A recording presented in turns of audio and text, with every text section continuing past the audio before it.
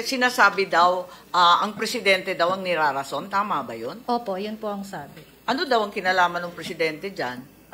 Ang sabi po is utos daw po yun ni... Ano daw?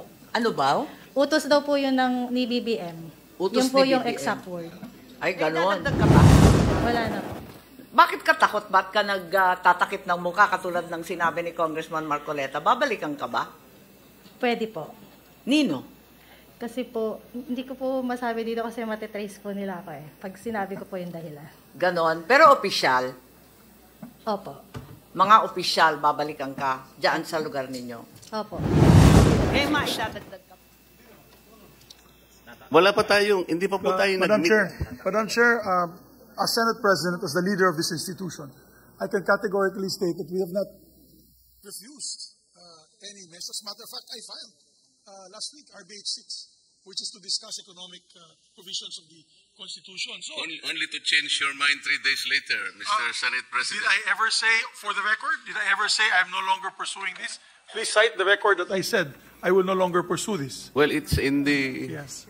in the privilege speech I heard.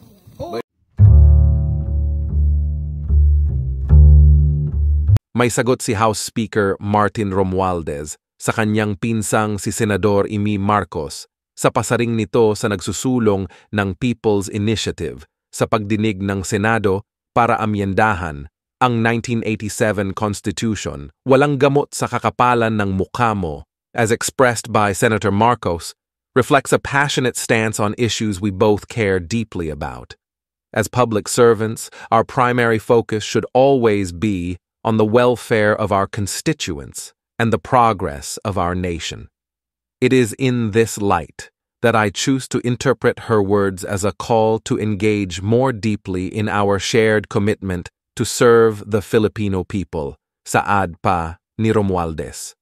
Ginawa ni Marcos ang pahayag kanina nang ipagtanggol niya ang Senado laban sa pahayag na wala itong negosyong pakikialam sa People's Initiative para sa charter change.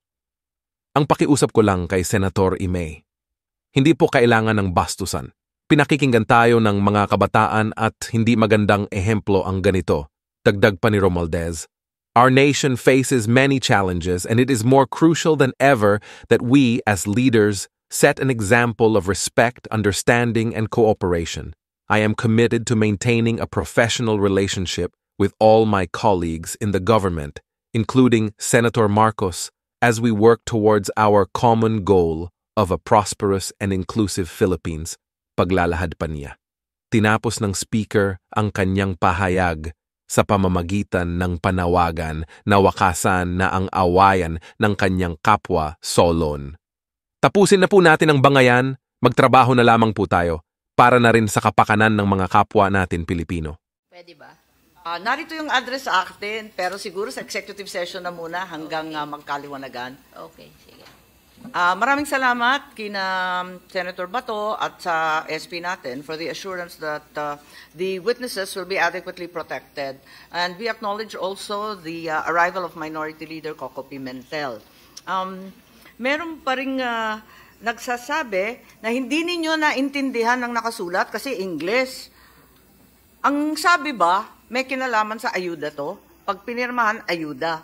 Pero, hindi ninyo nabasa o naintindihan yung English. Tama ba yun? Tama po, kasi English po yung nakasulat. English yung nakasulat. So, wala kayong naintindihan dun sa constitutional amendment na sinasabi? Wala po, basta pumirma lang po kami ng pagkasal. Pumirma po kayo pag may ayuda po. Wala ba silang pinaliwanag na may kinalaman to sa ating saligang batas? Wala namang ganon.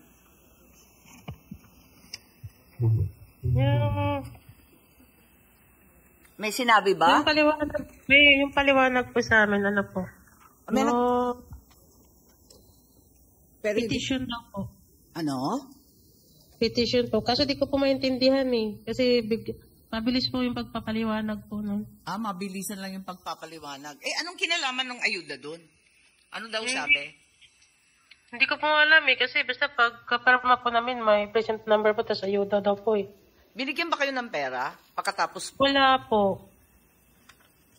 Pero may pangako?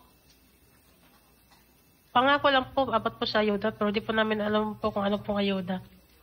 Nagbigay na ba ng pera mula noon? Wala po. So, Wala nag-iintay pa rin kayo? Opo. Nako, baka na 1, 2, 3 po tayo. Saan daw yung pera manggagaling? Sa syudad? Sa congressman? Saan daw? Wala po siyang sinabi kung saan pa manggagaling, tsaka wala pong sinabi sa amin kung pera po eh. Basta baka may ayuda daw po. Pero di niya pa alam kung saan po. Nung narinig ninyo yung ayuda, sige na lang. Opo. Siyempre, sa hirap ng buhay. Okay po. At maraming salamat sa inyo. Kung may maidadagdag pa kayo, pwede naman gumawa ng sinumpaang salaysay. Pero sa ngayon, I would like to call on another witness who's actually here in person. I believe in the hall right now. Madam Chair? Yes, please. Abang tinatawag natin, Madam Chair, can I inquire something? Yes, please proceed. Yes. May I know from the Chair if Attorney Anthony Abad was invited? And is he Yes. around? Is he around? He Nag-regret. was invited, but yes, Yung regrets. pangalan niya is very, very visible doon sa form, yung petition form na pinapakita nila. So, can we insist on inviting him? O Yes. kung ayaw niya mag-attend, ipasampina natin, Madam Chair? Yes, I think we'll have to consider that. But like you said, Senator Bato, his name is very prominently displayed Yes. on the form. He is the face of this brouhaha. So he should present himself. Otherwise, useless itong magiging inquiry natin kung hindi natin makita yung tao na nandoon sa papel, sa form. So can we subpoena this person, Madam Chair? Madam Chair, Yes, Congressman Marcoleta, please. I am happy that Senator Bato raised this question because That's right. this is the gist of the entire inquiry. Attorney Anthony A. Abad appears to be the proponent of this initiative. Kagaya po ng sinabi ninyo, Senator, bigyan ng katauhan ang nagpasimuno nitong politicians initiative. Earlier, Madam Chair, the House of Representatives, sila po ang nagiging parang kontrabida dito. I am not representing the House of Representatives today. I was personally invited by the beautiful chairman to appear in this committee. But, as a member, hindi po nyo may aalis sa akin na medyo magdamdam rin ako sapagkat ang patutsada ay patungkol sa House of Representatives, lalong-lalo na po yung Speaker. I am not defending the Speaker. If this congressional hearing ultimately found that the Speaker is the one who spearheaded this or funded this initiative, I will probably request him to step down. Pero kung hindi po siya naman, bakit hindi po natin kinonsentrate kay Anthony Abad? Siya po yung bida dito eh. Siya po ang pinakasentro nito. Siya ang nagsasabi dito na pinaliwanag niya sa tao. Nagsabi po ng mga tao, we fully understand the rationale of this proposition. We fully understand the consequences, the effects, and the advantages of this proposition. Gusto nating malaman, talaga bang ginawa niya? Single-handedly, or do et al. Ito. But to undertake and to mobilize an undertaking nationwide, to be able to get at least 8 million votes. Kaya po ba ng isang tao? Why don't we begin with Anthony Abad? Who is he? Anthony Abad, based on the Google, Madam Chair, specializes in international trade law, has been in legal practice for 17 years, and he is at present an independent advisor of the Philippine Senate. May I know, Madam Chair? From, Nasa Google po. At kung sino- nakalagay din po sino sa Google, he took his oath before the office of Senator Aquilino Pimentel. Nasa Google po. Kaya kailangan po nating makita lahat eh. Sa Google po yan. I was also shown that picture, pero hindi ko ma-date eh. Mukhang bata pa kami nun eh. So, so must have been years ago. And if we are talking about this, that, if he is also that Anthony Abad named in the signature sheet, so we are assuming a lot of things. Pero right now, he's not a consultant of my office. Right? So kailangan pasiputin natin itong Attorney Anthony A. Abad. So, Triple A. Yes. Attorney Anthony A. Abad. So, para malaman po natin. And if that person seen in the picture taking an oath before me, if he will admit that he is the one, then we're talking about the same person. But he's not a consultant of my office, so I don't think he's also a consultant of the Senate. Wala. So maybe that was siguro part of his biodata. Siguro once upon a time, baka nangyari yun. And then, since andito na rin tayo sa topic na ito, the burden is all with Attorney Anthony A. Abad, because no other lawyer can file that petition and claim that he or she is under that et al. Hindi po pwede yun.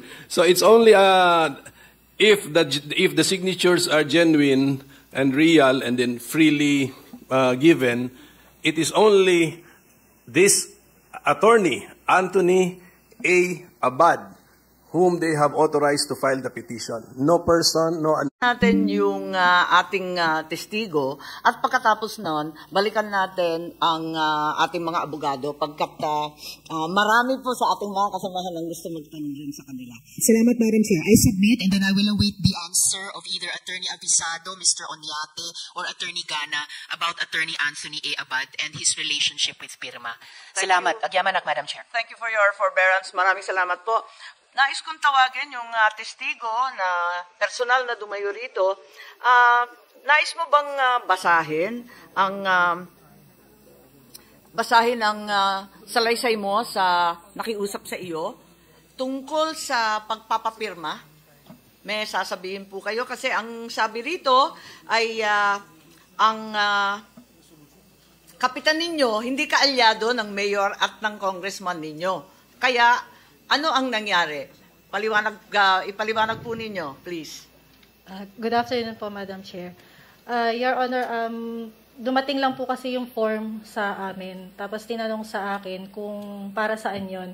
In-explain ko lang po dun sa kapitan kung para saan yung form. Tapos kahit siya ayaw niyang pumirma kasi ayaw niya nun. Tapos po, inutos lang po sa barangay health workers na ipapirmahan yung gusto lang pong pumirma. Saan galing yung form? Sa pagkaalam ninyo? Kasi kalakip nun, di ba, may listahan daw? Galing po sa LGU.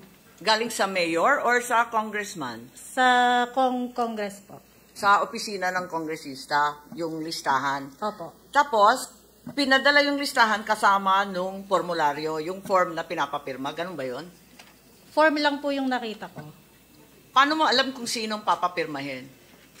Sinabi lang po na kailangan pumirma lahat po dun sa barangay namin. Okay. Pumirma naman kayo. Ako po, hindi po ako pumirma, pati po yung kapitan. Bakit? Ayoko po. Bakit ayaw ninyo? Hindi ninyo maintindihan dahil English? Naintindihan ko po, pero yung ibig sabihin kaya ayoko pong pumirma. Okay. So ayaw ninyo na paltan yung saligang batas, yung voting jointly, at iba pa? Opo. May sinasabing perang ibibigay ba? May narinig po ako. Ganon. At may nabigyan ba ng pera dun sa mga pumirmang hindi katulad nyo? Wala po. Tumanggap ba yung mga BHW ninyo? Wala rin po. Wala naman. Pero yung kapitan ninyo, pinangakuan ba sila? Hindi po. Hindi rin. Tapos,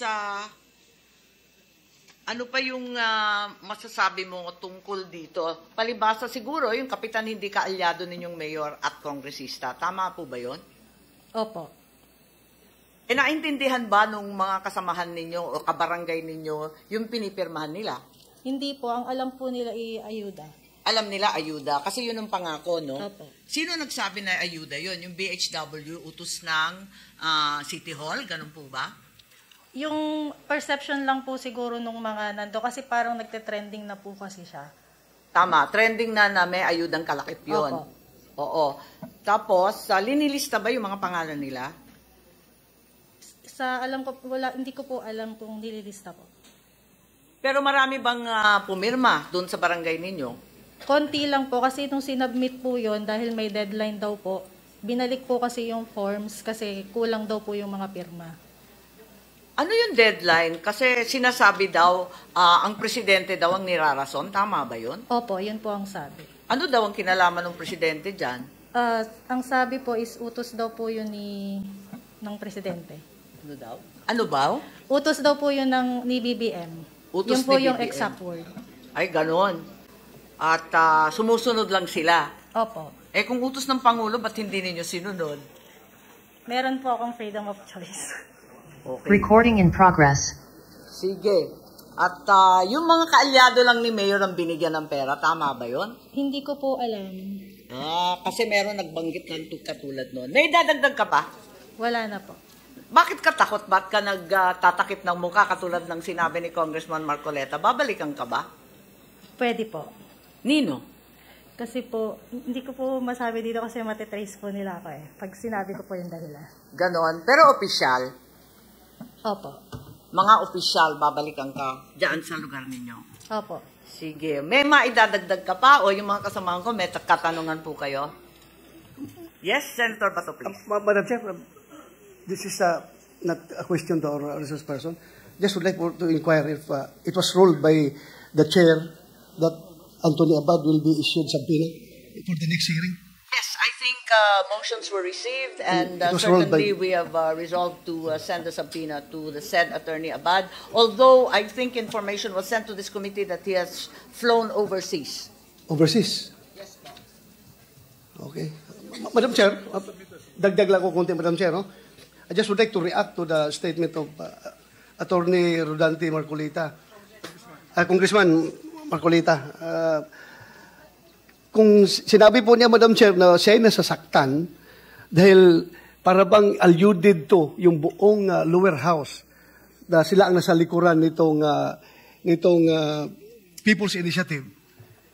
Ako rin ay nasasaktan when he alluded the Senate as the opposition palagi dahilan kung bakit hindi natutuloy yung economic chacha. Ako po gusto ko iparating, Madam Chair, na in fact, during the last Congress, kaming dalawa ni Senator Tolentino, nag-file kami ng resolution for economic chacha. And nagbabago po yung composition ng Senado at pareho na rin sa lower house, nagbabago rin yung composition. So hindi po rin masabi na kung nag-upos sila ngayon, mag-upos na yan forever. Nagbabago po. Kami po ni Senator Tolentino, nag-file po ng resolution. Kaya masakit po sa amin kung sabihin niya, nilalahat niya na ang buong Senado ay ayaw sa chacha. Kami po, nag-propose. So, yun lang po. Gusto ko lang liwanagin, Madam Chair. Again, he is a good friend of mine, Congressman Marcolita.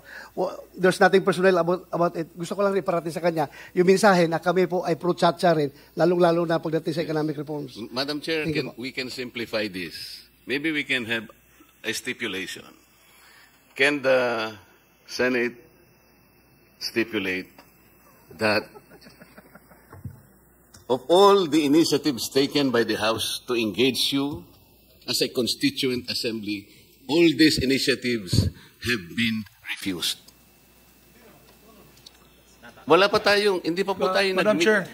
Chair, as Senate President, as the leader of this institution, I can categorically state that we have not refused any measures. As a matter of fact, I filed last week RBH 6, which is to discuss economic provisions of the Constitution. So, Only to change your mind 3 days later, Mr. Senate President. did I ever say, for the record, did I ever say I am no longer pursuing this? Please cite the record that I said I will no longer pursue this. Well, it's in the Yes. in the privilege speech I heard by one of you. No. I'd like They're to correct now- the misconception of my dear friend, Congressman Marcoleta. We are just fighting this PI first because this PI